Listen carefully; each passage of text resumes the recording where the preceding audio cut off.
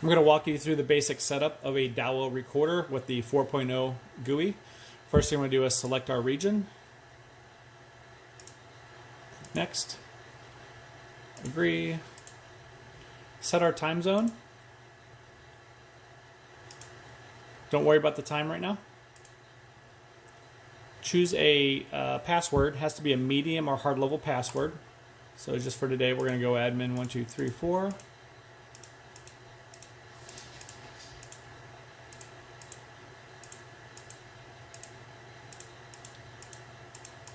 Click OK. Choose an unlock pattern if desired, or you can skip.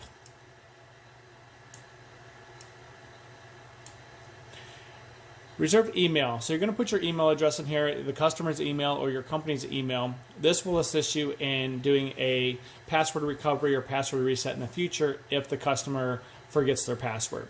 With the Dahua mobile app, there's a password reset process, but you will have to have an email logged into the machine to make that happen. Okay. Nothing really needs to be changed on this screen here. I do recommend, though, moving your mouse speed to slow. That way your double clicks will be more accurate. Okay, on here we have our time zone already selected. So we're going to do enable DST. We're going to do it by the week. Second Sunday, 2 a.m. in March. November, first week, Sunday, 2 a.m. We're also going to enable NTP. This will automatically sync up with an NTP server, giving us the accurate time and date. We're going to hit next. Next again. We're going to modify our IP address. You're going to want to go ahead and plug this into a router that's on the network. Go to modify and enable DHCP.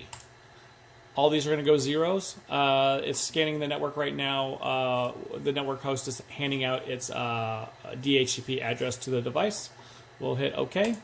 See, we still have zeros here. Don't worry about that. We're not going to do anything with this bottom section. Leave that alone. Next. And then right here we see it says it's offline. We're enabled. Our P2P service is enabled, but we're offline. We should see this go online here in a second. There we go. We are connected. With the Dahua mobile app, DMSS, you can get that from your app store. When you go to add a device from there, you're going to scan this serial number on the right-hand side. So this QR code basically has the serial number embedded, and this is what you'll scan with the mobile app to add it to the device. Click Next. So we see our added to cameras here. We have 6 IP cameras plugged in. They're automatically going to initialize to the recorder. Since we have assigned a username and password to the machine, the cameras that are connected to the internal PoE will automatically initialize and adopt that same username and password. Next. Recording schedule. How do we want to record? Are we doing general, 24 hours a day, nonstop? Or do we want to record on events and motion? If so, we're going to click this gear tool on the right. And I want to record general and motion, and I might be doing some IVS rules. Those are going to be indicators on my timeline, helps me do my investigations better if I can accurately find those events based on motion or tripwire or intrusion zones. So these are my recording methods I want to do. I'm going to copy them to all my days, and then I'm going to copy them to all of my channels. Next. We're not worried about snapshots. We're going to go ahead OK. And we're completed. Now we're going to log into the machine. And we're going to go to camera. So again, we went through our basic setup, our quick setup guide. Now these are our admin settings on the bottom. If we want to make any changes, we're going to do it down here. Going to the camera list. Well, let's go to encode. Here, we want to make sure that our camera's compression is H.265. Sometimes it might be 264 by default, but we want to go through each camera and make sure that it's 265. And then you can set your desired frame rates as needed per channel. And you'll have to go through each channel to make those changes individually. We want to make sure that the substream is also enabled. That's very important. Camera names. We can go through and label each channel, give it a custom name, and that will appear on the screen. Okay, let's go to network. See, our IP address has changed here. That's not what our local IP is going to be now. If we want this remotely accessible by IP address, and we're not going to use the P2P service, but we need to do port forwarding. We need to port forward this address, and we need to open these ports, the TCP port and port 80. So 37777 and 80. needs to be port forwarded, and then you would remotely connect to this device by using the public IP of your internet service. Storage. Let's go to schedule. So we set this up in our quick setup guide. If we need to make changes, we go in here and modify as needed. Disk manager. If we want to format our hard drive after we're done with all of our programming, we might want to format the hard drive, wipe it clean before we turn it over to the customer. Record estimate. So we've got 6 cameras connected here. It reads the resolution, the frame rate, the recording schedule. How many days recording am I going to get out of this? I can click by time. Click select, choose the hard drive, apply. It knows that I have a 2 terabyte hard drive. I'm going to get about 8 days based on my recording settings here. But I could also go and say, what am I going to get if I had an 8 terabyte hard drive in here? I'm going to get 34 days. So this is a easy storage calculator built into the machine. Okay. So we're going to go to system. Again, nothing really needs to be made here out of the gate unless you want to do something special like logout time. 10 minutes of idle time, the system will log you out. If you change it to 0 and apply, it'll never log you out. The system will always stay logged in unless the system reboots, then you'll have to log back in. Non-login user permission. What's this?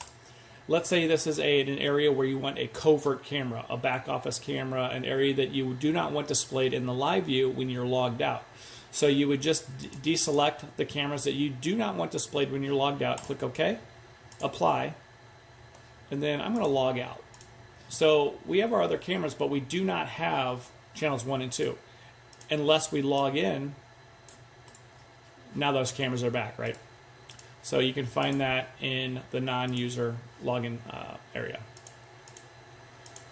Okay, date and time. As you can see, we have the correct date and time. It is, in fact, 2:39 Central Time. The reason it automatically pulled the time was because we had the DST enabled accurately, and we are subscribed to an NTP server that is automatically updating our time for us. Okay. Security settings.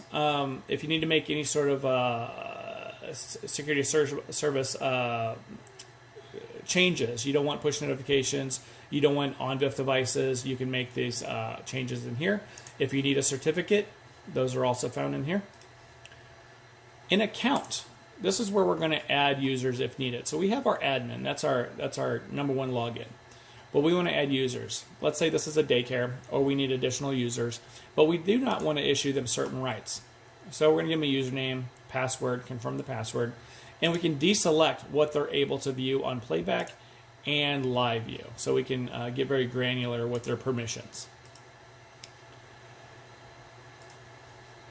Okay, so that is the basic setup area. Now, if we're going to do motion recording, we need to go into alarm,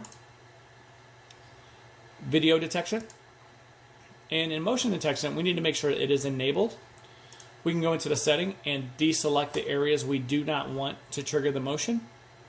Hover at the top of the screen, and we'll get our sensitivity and threshold areas. 80 and 5 is about a good number, but you can play with it to see what's good for you. Right click and hit apply. Before you change to another channel, make sure you hit apply. Okay? So you'll just want to go through and make sure that the motion is enabled for every channel you're doing motion recording from. Now, we also might want to do IVS rules. That's our intelligent video settings. Tripwire, intrusion zones. So we're going to AI, parameters. We want to enable the smart plan. So some cameras might have a feature like face detection, but we're going to use the IVS rules. So I'm going to go to IVS and enable that smart plan on that camera. Then I'm going to go to IVS and create a rule. I'm going to make a intrusion zone. So out here on this porch area, I want to trigger my event recording or push notification if somebody enters the porch in this box. So they could appear in the box, cross the line, either or, click OK, and apply. Okay, so I'm going to enable some smart plan on some other cameras here.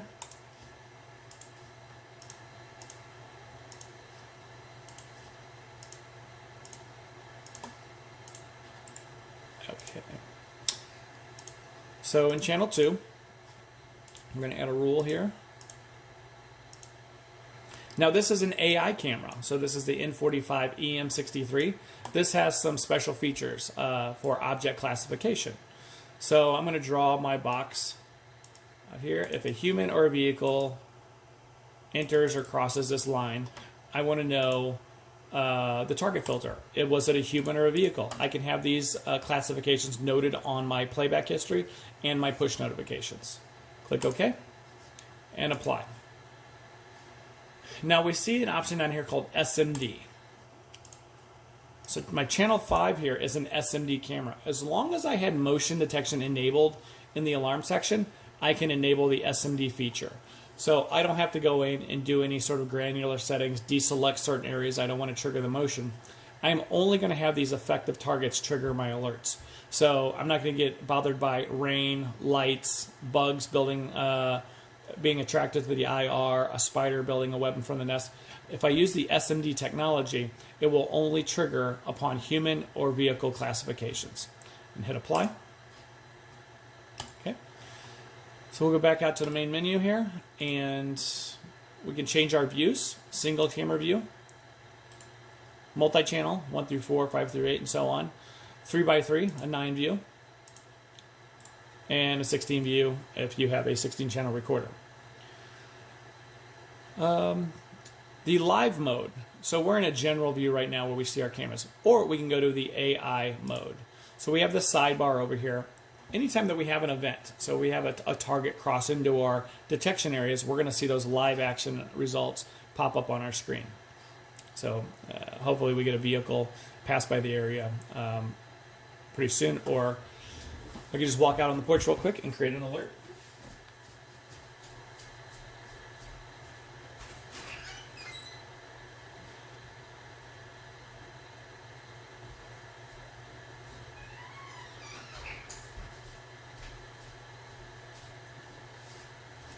So we see those tripwire triggers happen, and my classification was as a human. So let's go back in the menu, AI. Now we can search. We can search events. We could say, show me the AI events that happened today between what time and what time. So we're going to go with 14:30 and later in the day. I can search.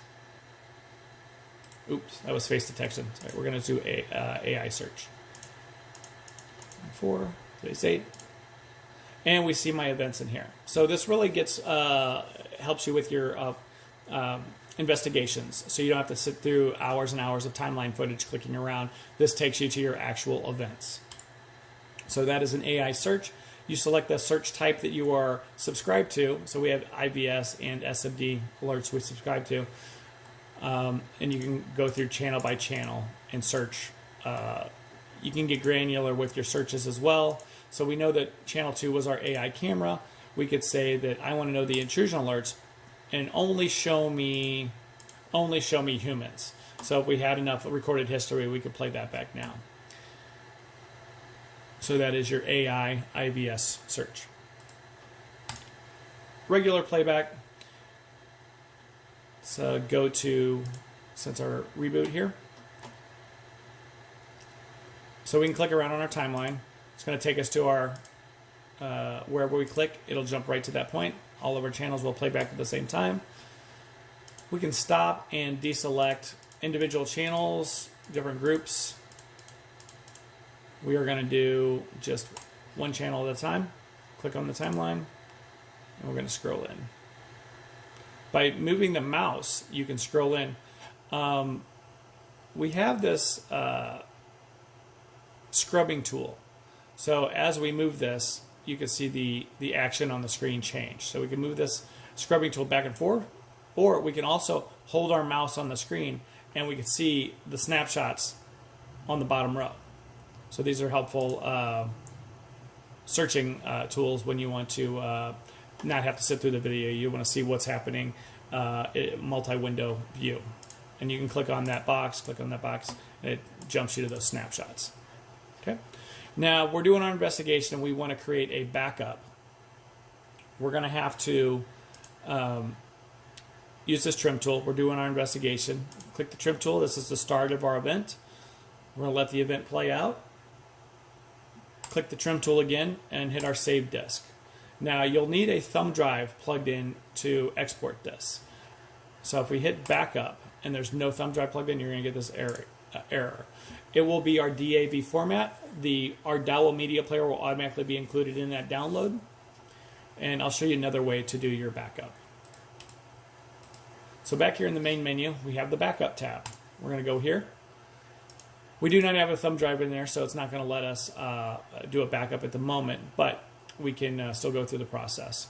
So for channel 1, on today's date from 14:30 to 14:40, for channel 1, I want this to be an MP4 file. I'm going to search. There's my event. If I had a thumb drive plugged in, I click the one-click backup, and it's going to dump that information for me onto the drive. So if you chose DAV, that will automatically include the player. And then you can go through channel by channel, and then back that up. Channel 3, search. Then you can back that up. So it's very quickly to recover those the timeline footage that you're seeking for multiple channels. Okay. Maintain. So updating your firmware is very important for the devices to make sure they have the latest firmware, the latest technology, and the latest features so that it works seamlessly with the mobile app and the cameras. So we'll go to update. You can tell what the build date you currently have is. So I'm on the latest one. I'm on the February 21st, 2020 build date. DahuaWiki.com is a good resource for our firmware. We also have an auto update. Depending on the current model that you're on and the current build date that is on the system, you could do manual check, and it will tell you if you're on the latest firmware. Okay, so we're on the latest. So if we were connected online to a P2P service, this would tell us if there was a new version available for us. Again, depending on what the current version you were on. Okay, so that is your basic setup.